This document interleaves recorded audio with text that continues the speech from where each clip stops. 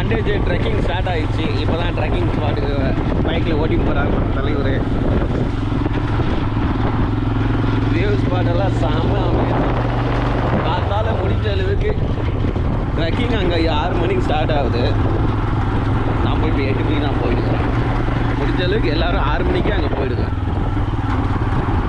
இப்போ கொஞ்சம் வெயில் ஸ்டார்ட் ஆகிருக்கு. மேலே போகிறதுல வெயில் வரும். கொஞ்சம் சீக்கிரம் போனீங்கன்னாக்கா அதை அவாய்ட் பண்ணலாம்.